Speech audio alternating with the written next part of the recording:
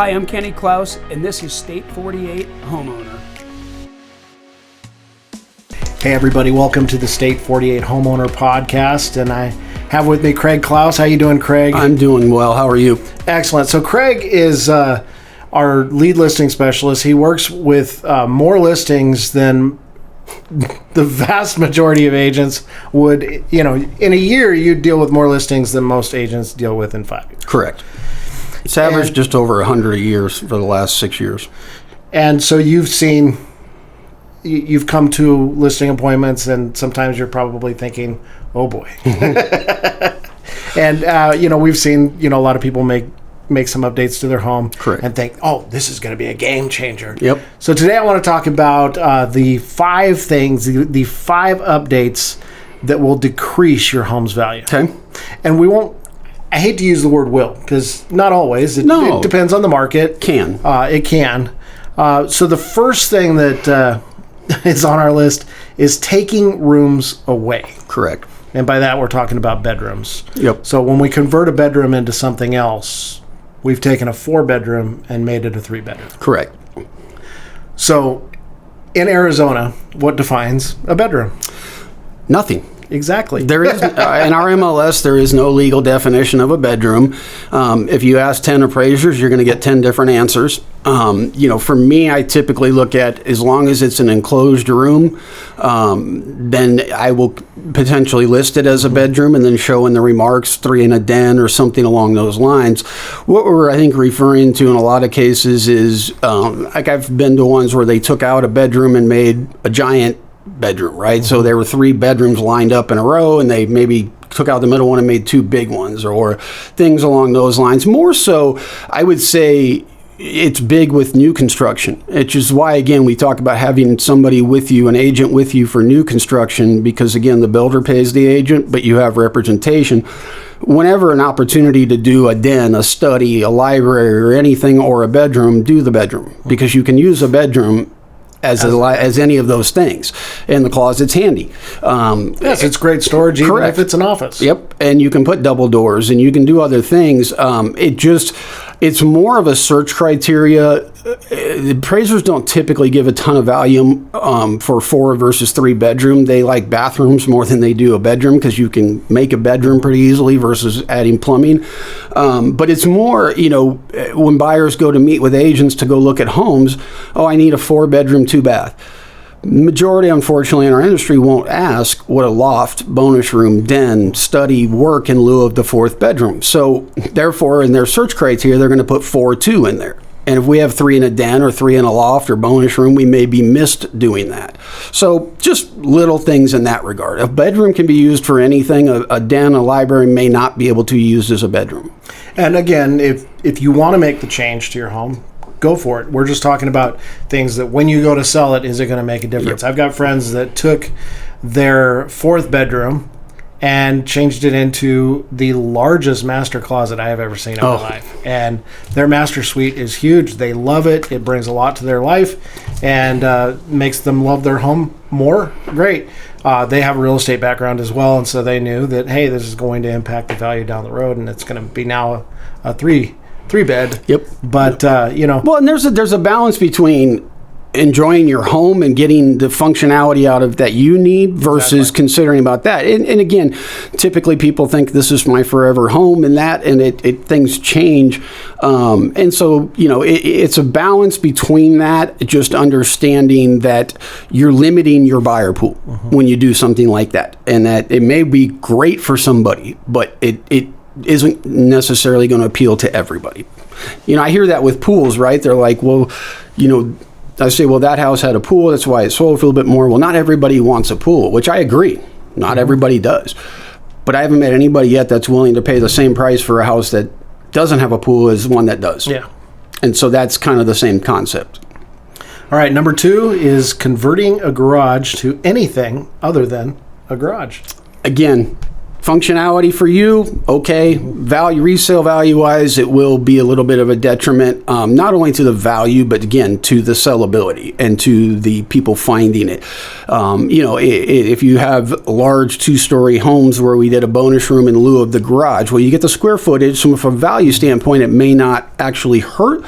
But again, going back to buyers telling agents, I need a 3-car garage, even though they necessarily may not. Like, I'll have one coming up that's a 2-car garage, but and they have a theater room as the bonus room, but they have an RV gate with concrete front and back. So if you're worried about the 3rd car because you needed your teenager's car, you can park it back there as long as it's not above the fence line. So it's about creating more eyes on it.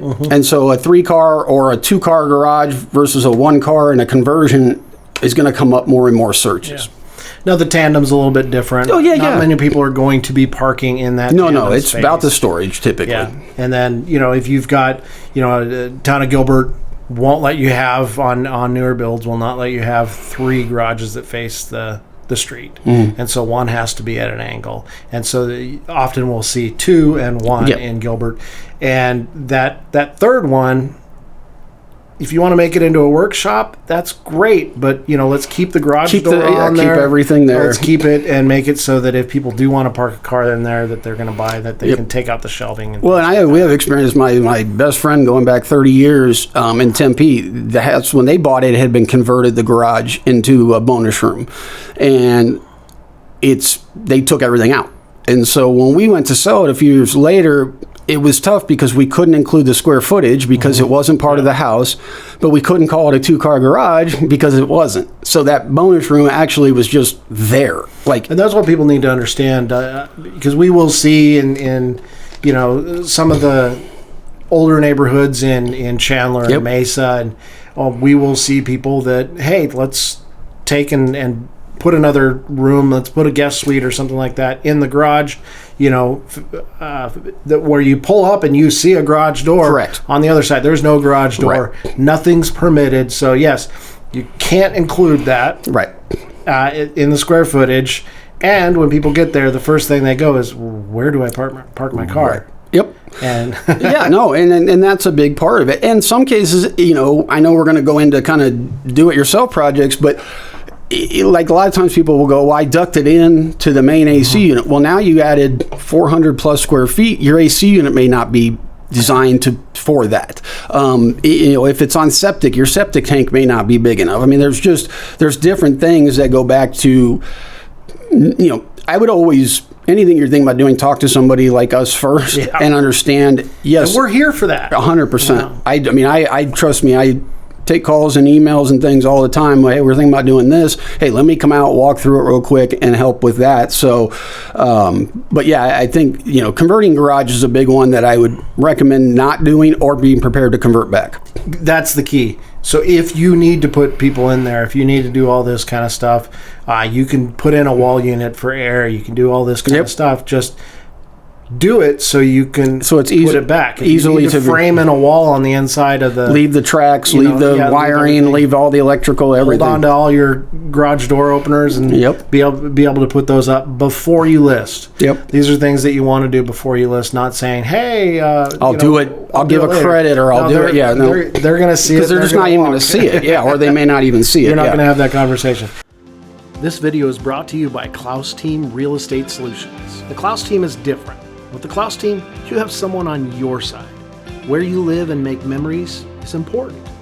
We have more unique strategies than anyone else to help you accomplish what matters most to you. We can help you with traditional real estate as well as other options such as our lease purchase programs. We can help you buy first then sell, and we can bring you instant offers. We're here to help our neighbors achieve the American dream and help them build wealth through home ownership. For more info or to start your home search, visit us online at klausteam.com. All right, so you kind of led into this. So number 3, crappy DIY projects. Yep. No, yeah. I mean, we have a buddy that decided to do his own tile in a house, and the grout lines showed that he did it himself. And so there are certain things that are noticeable, and having a professional do are just the right things to do. Conversions, adding walls, things along those lines are definitely something you want a professional to do. Flooring, even interior paint, because as good as people are at it, you still can tell the difference typically, and buyers can too. Yeah, and things like, if you're going to put a ceiling fan out there, have somebody come in and wire it. Don't do the track that's running across the ceiling. And put an indoor fan outside so the blades drop and it gets dusty and dirty and it looks bad. Half the time we're taking those down and capping them anyway. Yeah, we see things pretty quickly. Buyers will see things pretty quickly. You may see it and think, "Oh man, I can't believe I did that. That's great." And you don't notice that the wall plates have a hole still around them, or the little cutout you did on the backsplash for the wall plate just does not line up. And people know, and then they can see the difference, because a lot of remodels are done professionally, so when there's ones that aren't, they stand out. Yeah, they do. Wallpaper and murals. I'm guilty of the mural thing. I did that when we had our first kid. We did Disney murals all over the place. And I went and looked at the people that bought the house, ended up turning it around to rent it, and they painted over. Yeah, in secondary bedrooms, I don't overly worry about kids' bedrooms being painted to match whatever the kids, because again, people understand that is typically going to get painted to match their kid. Even if we go in and paint it, they're going to typically do, that's not as secondary bedrooms. I don't as concerned about. It's the main living areas. It's the owner's suite, owner's bath, those type of things. The back wall of the property. I have shown outside. A lot of outside. I've shown a lot of homes where there's a beautifully done mural. I mean, amazing artwork all along the back wall, and I've never had a buyer step out in the backyard and go, "Oh, that's nice." Right. Typically, it goes with something. It goes with your patio front. It goes with just your things. And that's, again, understanding when we're going to prepare a home for sale, we're trying to make it appeal to the masses and to the majority of people, not specific. And so you have to understand, it's like anything. People are scrolling house after house online. And so it can be as simple as colors or things that just make it not get clicked on or be on the list.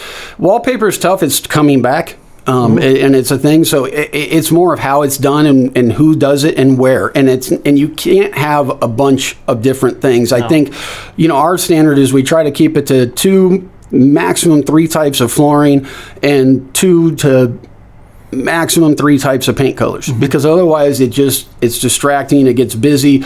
People start thinking of the work they're going to have to do to get it to how they want it and things like that.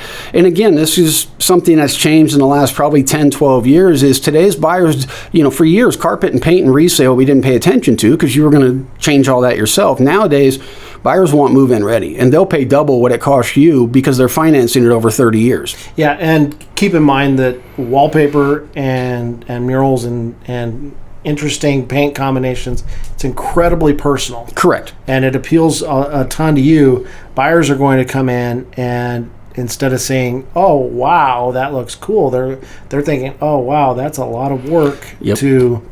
Well, and it can be immediately just, you're always trying, it's kind of, we talk about the entry, right? Like the front area of the house, keeping the landscaping cleaned up, looking at, because when they pull up, that's when it starts, right? And if they're immediately seeing something along the lines of the outside needs painted or the front needs cleaned up, then they get in and this room is bright orange with all these other things and this one's purple, and that, they're not thinking of things they like about it, they're already thinking of things they don't like. Yeah, which just, when they're going out, we generally don't take buyers out and show them one property. No. We're going to show them multiple properties. And so there's a reason why when we're pricing a home, we use the word comparables. Correct. Because everything a buyer is doing is comparing.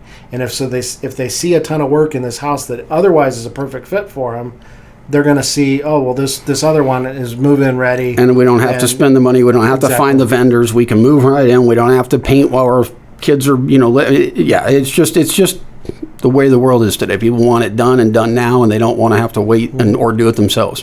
And so, again, if it's something that you want, great, do it. Just be prepared that, hey, we're going to want to put it back to relative normal. Yep.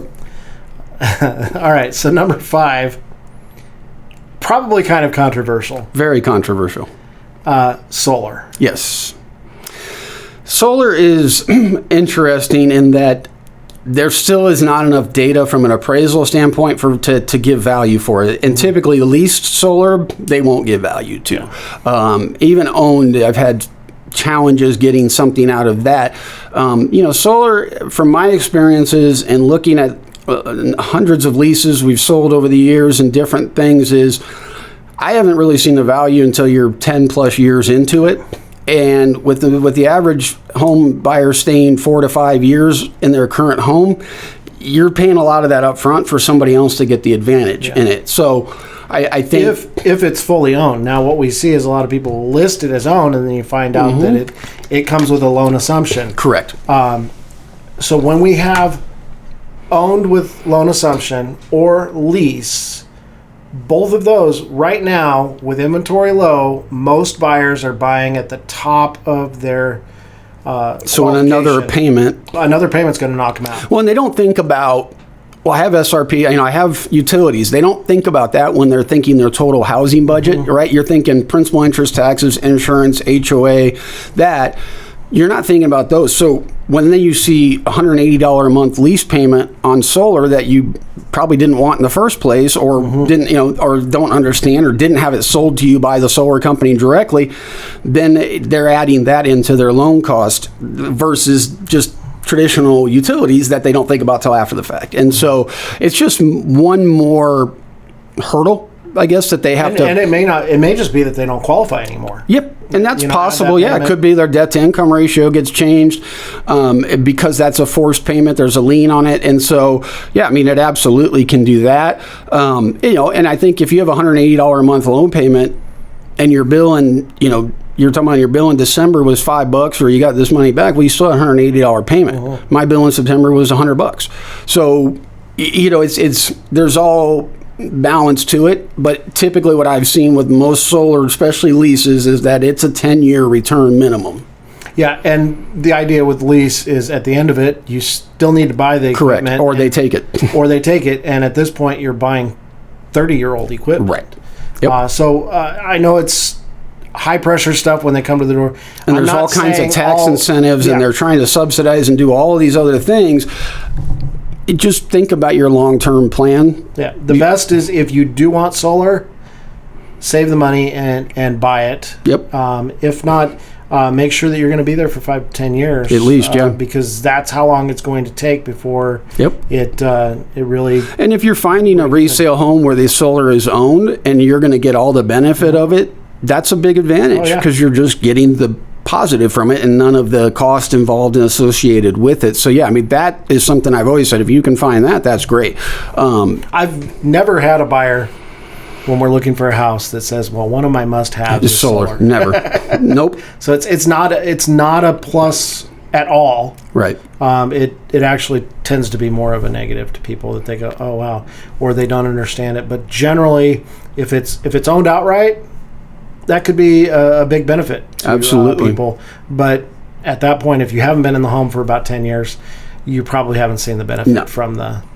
Not typically. Not my experience in seeing it over the years. So if people are thinking about doing something to their house, call me. Please. Honestly, I enjoy going in other people's homes and walking it with them and making suggestions. I don't like spending other people's money, but I like helping get value back on something. And if there is money that's going to be spent on the house, let's look at the whole picture of it, not just the emotional need of it.